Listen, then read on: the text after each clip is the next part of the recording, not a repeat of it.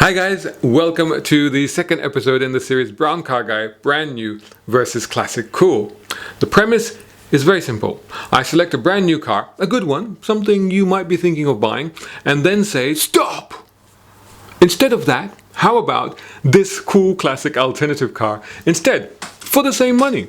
Now last time I looked at brand new Mercedes C43 AMG Coupe versus the awesome 1980s Mercedes 560 SEC, possibly an AMG guys. This time, how about a brand new Porsche 718 Cayman versus the classic 1990s Honda NSX. The budget? Under £45,000. As before, a disclaimer, you'll probably spend a little more on maintenance and storage depending on the sort of classic car that I recommend in these videos, but you'd probably save a little bit on insurance if you take one of those reduced mileage classic car policies. Plus, in the case of any cars that I might recommend that are over 40 years old, you don't pay road tax or ULEZ in London. Most importantly, of course, good classics tend to go up in value over time. Cool, let's get into this.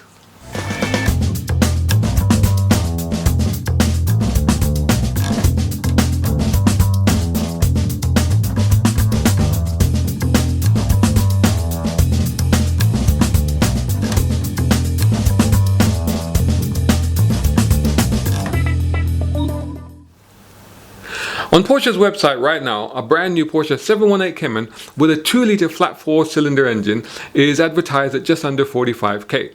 Obviously, being a Porsche, once you've spec'd it up to a decent level, which you need to do obviously, the real price would probably end up at well over 55k, I should imagine. But let's go with the base price for the purpose of this exercise. Now the 718 has a 300 brake horsepower engine that gives it a 0 to 62 miles per hour acceleration time of 5.1 seconds. And again, knowing Porsche, who normally are a bit conservative with quoting performance figures, that means it's probably just under 5 seconds. So it is quick. It comes as a manual, and most importantly, and this is the really crucial thing here in this particular discussion, it is a mid-engined car. Not rear engine like the 911, but mid-engine like all great supercars. Now the advantage of having the engine just ahead of the rear axle ensures great balance and that fabled handling that mid-engine cars are so renowned for. In fact, I've got a confession. I know that all motoring journalists rave about 911s and they typically all buy them the first opportunity they get, but I've always felt that the Boxster Cayman series has always been the better handling car and hence the sweeter drive. The 911 will thrill you and then kill you if you overestimate your skills. The Boxster Cayman will work with you. It'll play to your strengths. I drove the 718 new gen cars at a launch a few years ago in Abu Dhabi and also on the Yas Marina track. And if I'm being honest about my driving skills, I was always far more comfortable and felt safer in the 718 than in the 911. Now I don't even mind the 4-cylinder engine in this 718 that everyone else seems to load. Yeah, sure, it sounds a little like an old Beetle. I kind of find that charismatic.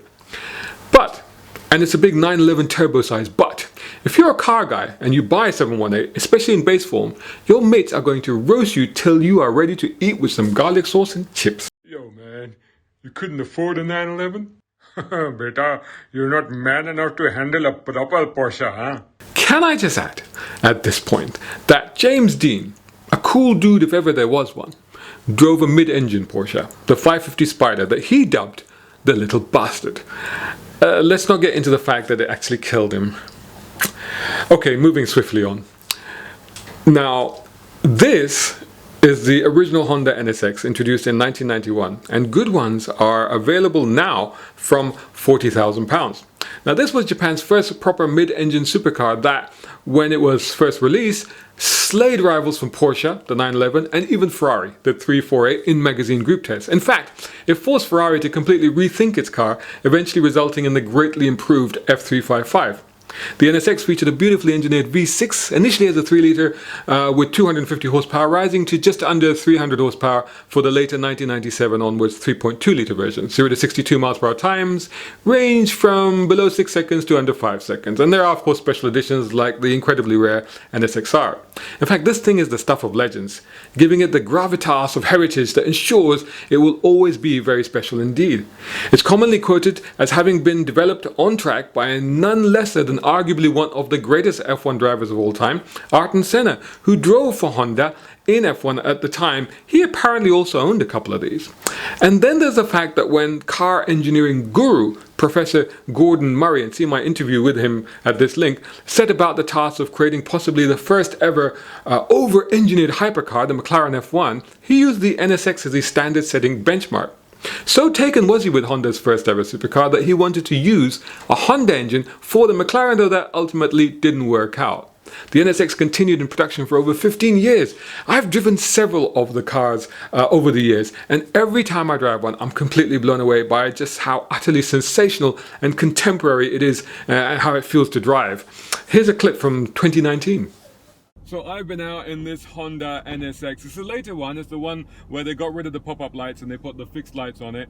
And manual gearbox, of course, the way it should be done. And not so much because I haven't driven an NSX before, I have. But you know what? Any opportunity to drive an NSX, you got to take it, right? So I took it out for a bit of run. And even though the roads are quite wet, we did get to open it up a little bit. And it's just phenomenal. It's incredible. You drive one of these things and you realize just how far ahead of the time Honda actually was with this car. It's so easy to drive. It's so easy to drive quickly. And the thing about it is that it's so confidence inspiring, even in these wet conditions, which to be honest leave me a little bit nervous. And you think like, you know, it's not twitchy, it's not fidgety, it's very well settled, it's very refined. The ride is really good. But the performance, I mean, it's just never ending. The curve is just solid, you know, and the higher you get, the more it seems to have. It's just absolutely incredible. But what an experience, what a joy, what a good looking car, and still such a special thing. So underrated, these NSXs, but I think in time people will start to realize the true importance and the value of these cars and what they actually meant, especially in terms of a historical context when it comes to Japanese car industry. So amazing, what an experience. Oh man, I want to drive that car again. That was an awesome and very memorable experience. Personally, I still prefer the pre-facelift version because pop-up lights, come on, who doesn't want those? You know, there is no downside to owning an NSX, except for one actually, which I'll come back to in a minute. It is not only awesome to drive, flipping quick, spectacular to look at, and yet comfortable to sit in. Plus, you can use it every day because it's a hand-built Honda that's more reliable than any supercar had ever thought possible. And best of all, values of these not only hold steady, but are steadily rising. You will not lose money on one of these. So what about that downside? The early automatic gearbox. Avoid that at all costs, it just ruins the driving experience. Stick with a manual NSX and enjoy one of the finest cars and greatest driving experiences to ever come out of Japan, and something that is so much cooler and unique, not to mention, which will endow you with far greater street cred and sheer awesomeness than a Porsche 718. Let me know what you think would make a cool classic alternative to that Porsche 718 in the comments below.